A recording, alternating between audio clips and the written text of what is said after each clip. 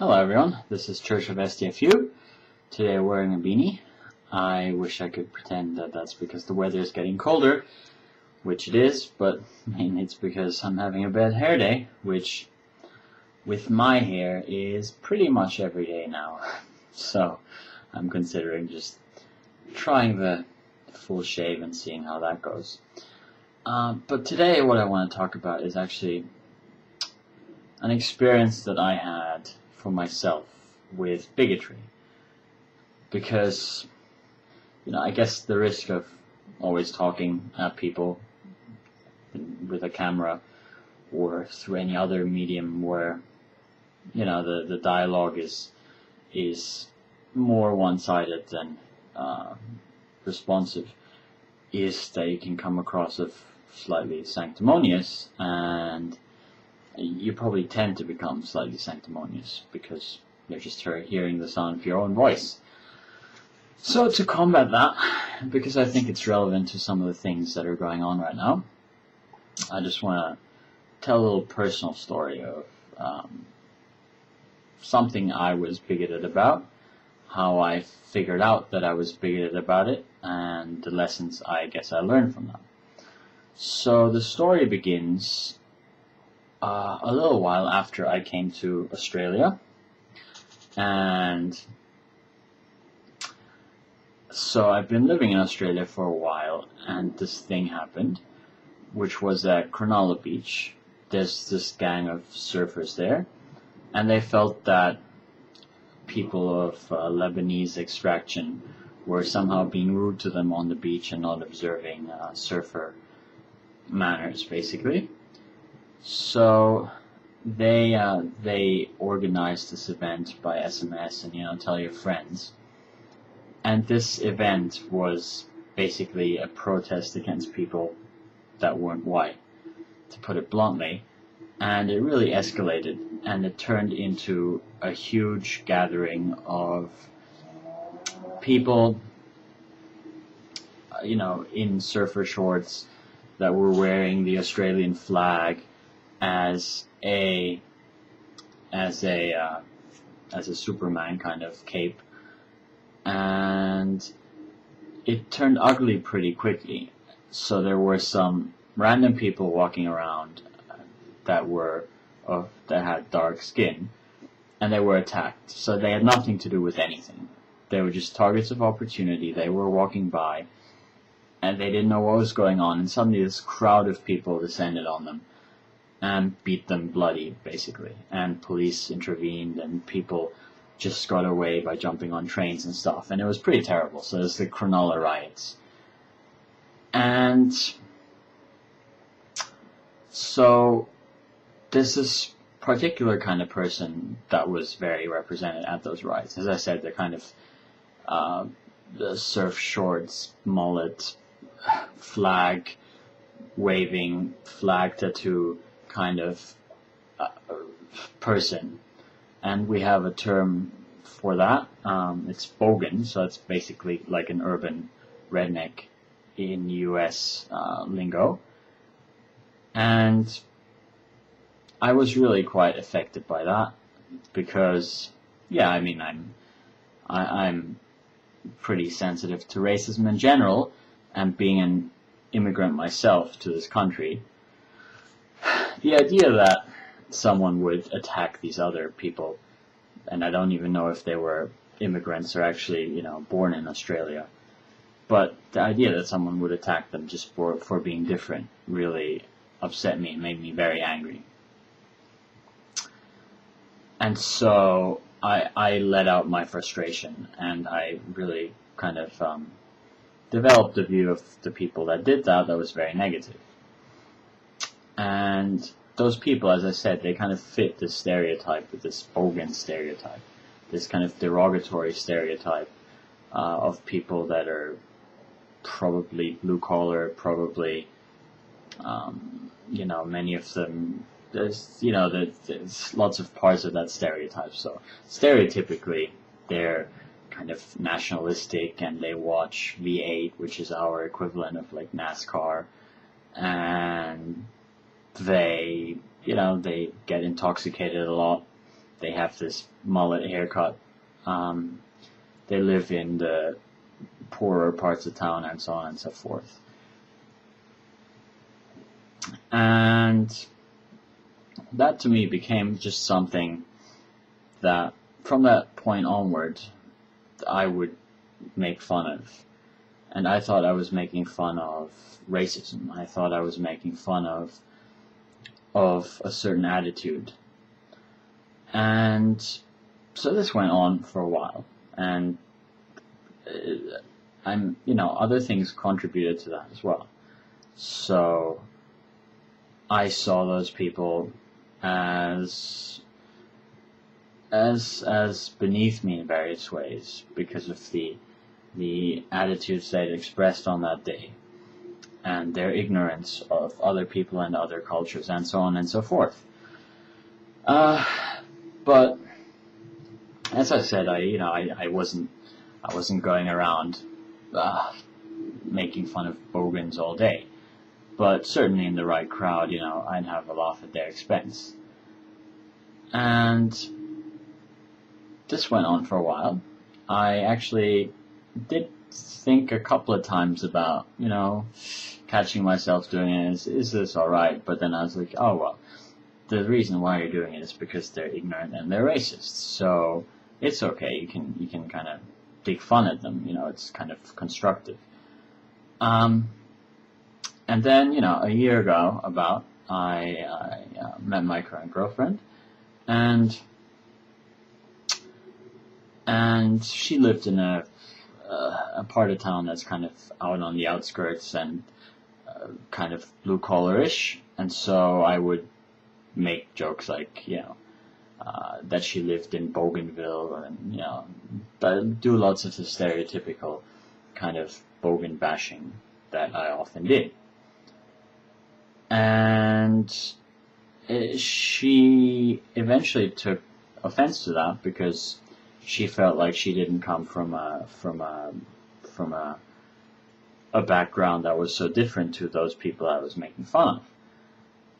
And at first I reacted very defensively. I was like, no, you see, the reason why I'm making fun of those people is because they're racists and they're xenophobic and they're ignorant and they don't, they're not like us. They don't want to understand the world.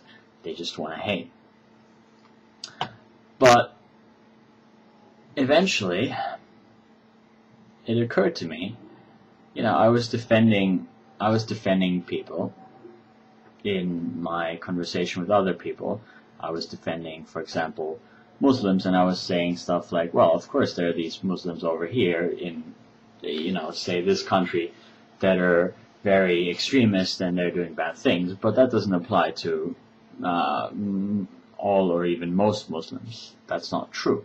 So you're just overgeneralizing, and you're just making, through this unfair generalization, you're really being unfair to all of those other Muslims. And I suddenly realized that was exactly what I was doing to this particular group of people who I'd called bogans.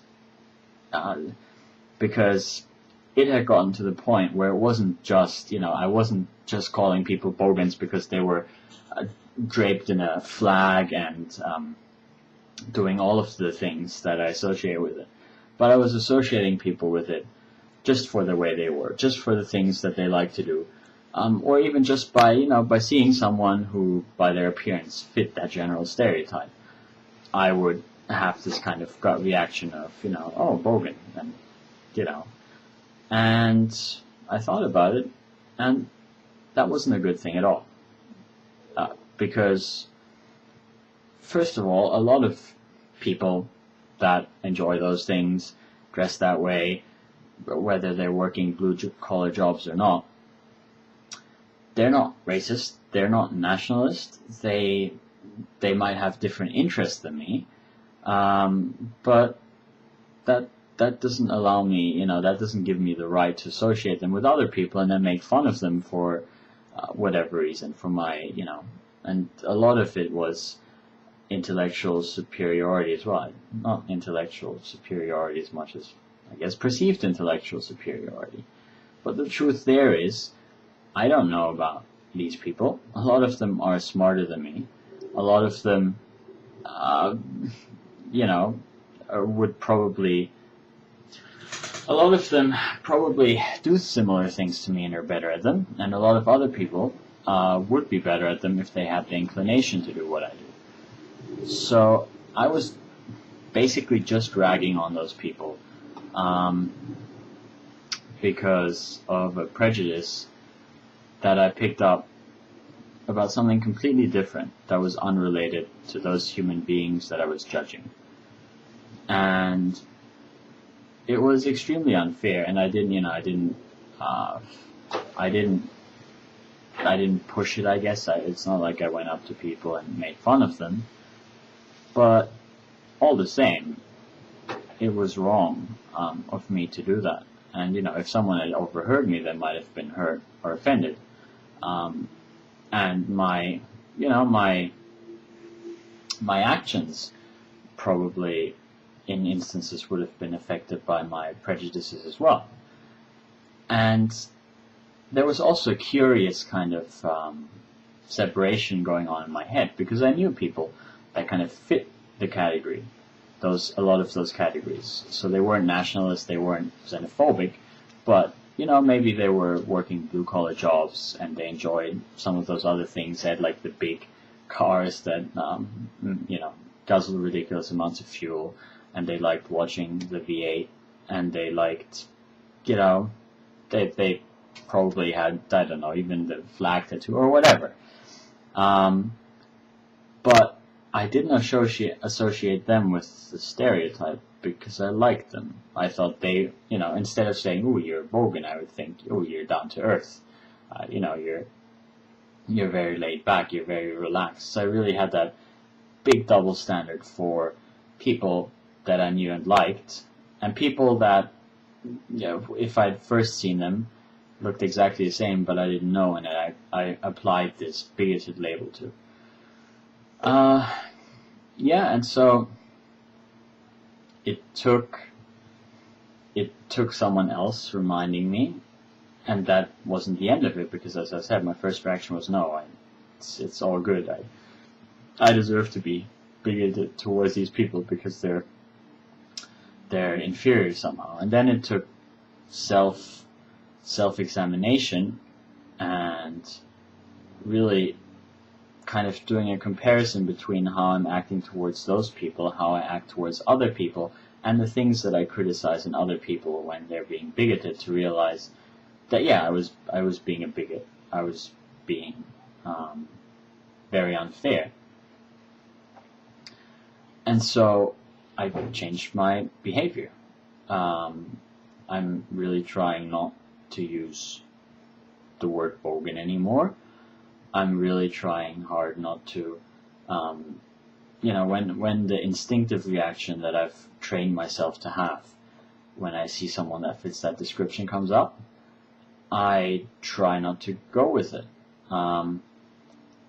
Yet there are still exceptions where I will fully indulge in feeling that way about people, and that's when I see them actually behaving in that way. So when I see someone or hear someone doing the entire Aussie pride thing in a very kind of exclusionary way, then that's how I'll feel about them. But that's because they have pegged themselves down, not because my preconceived notion somehow put them into a box.